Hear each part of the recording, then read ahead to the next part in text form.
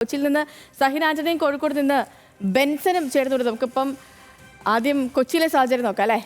Sahin, good morning. പൊതു പണിമുടക്ക് ദിവസമാണ്. 25 ലക്ഷത്തോളം തൊഴിലാളികൾ പണിമുടക്കുന്നുണ്ട്. 17ഓളം ആവശ്യങ്ങളൊക്കെ ഉന്നയിച്ചുകൊണ്ടുള്ള പണിമുടക്കാണ്. എങ്ങനെയാണ് കൊച്ചിയിലെ രാവിലത്തെ സാഹചര്യം?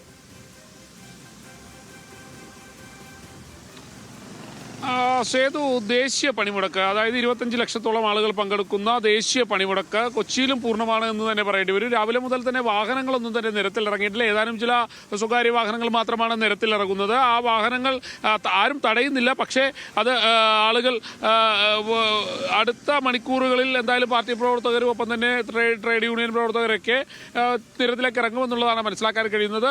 KSRTC ബസ് സ്റ്റാൻഡുകളിൽ രാവിലെ മുതൽ തന്നെ CITU പ്രവർത്തകർ രാവിലെ മുതൽ തന്നെ വാഹനങ്ങൾ തടയുന്നുണ്ട്. ഏതാനും ചില ലോ ഫ്ലോർ ബസ്സുകൾ അതിൻ്റെ പ്രവർത്തനം അല്ലെങ്കിൽ ആ ബസ് എടുക്കുന്നതിന് വേണ്ടിയുള്ള ഒരു ശ്രമം നടത്തി. അത് പൂർണ്ണമായും തടയുന്ന ഒരു രീതിയും ഉണ്ടായിരുന്നു. എന്തായാലും നമ്മളിപ്പോൾ ഉള്ളത് കൊച്ചിയിലെ തന്നെ ഒരു പാലത്തിലാണ്.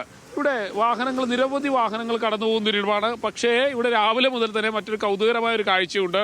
അതായത് ചില ചേട്ടന്മാരൊക്കെ രാവിലെ മുതൽ തന്നെ ചൂണ്ടയിടാൻ വേണ്ടി ഇങ്ങോട്ടേക്ക് എത്തിയിട്ടുണ്ട്. അവരോടൊക്കെ കാര്യങ്ങളൊക്കെ ചോദിച്ചു നോക്കാമല്ലോ. ചേട്ടാ, ഇന്ന് ജോലിക്കൊന്നും പോയില്ലേ? ഇല്ല, ഇന്ന് അവധിയായോണ്ട് ചൂണ്ടയിടാൻ വന്നാ. രാവിലെ ചൂണ്ടയിടാൻ വേണ്ടി എത്തി.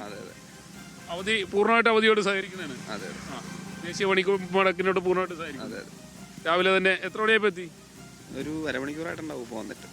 അത് തന്നെയാണ് സേതു. ഇങ്ങനെ നിരവധി ചേട്ടന്മാർ ഈ ഭാഗത്ത് മറ്റൊരു ചേട്ടോ രാവിലെ ചൂണ്ടയിടാൻ വേണ്ടി ഇങ്ങോട്ട് ഇറങ്ങിയോ?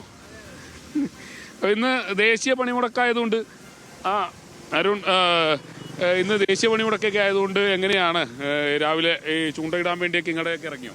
അതെ, ഇന്ന് മുടക്കാണല്ലോ, അതുകൊണ്ട് ചൂണ്ടിട്ടേക്കാന്ന് വിചാരിച്ചു. അതെ, ദേശീയ പണിമുടക്കിനോട് പൂർണ്ണമായിട്ട് സഹകരിക്കുന്നത്. അതെ, സഹകരിക്കുന്നത്. മീനൊക്കെ കിട്ടുന്നുണ്ടോ? ചൂണ്ടയിൽ ഏതെങ്കിലും മീൻ പെടുന്നുണ്ടോ?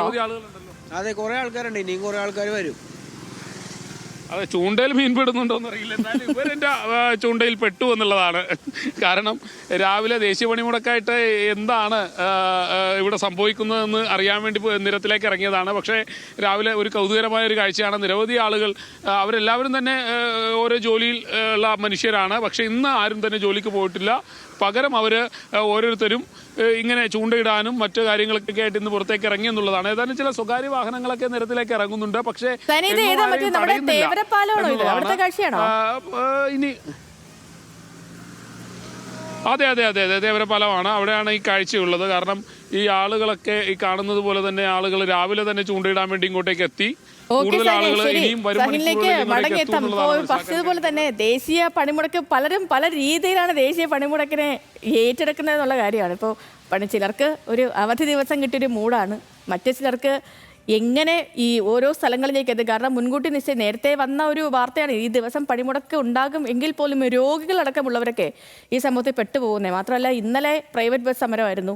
ഈ ട്രാൻസ്പോർട്ട് സർവീസ് കുറവുള്ള സ്ഥലങ്ങളിൽ പ്രൈവറ്റ് ബസ് ജനങ്ങളെ വലിയ രീതിയിൽ ബാധിക്കും.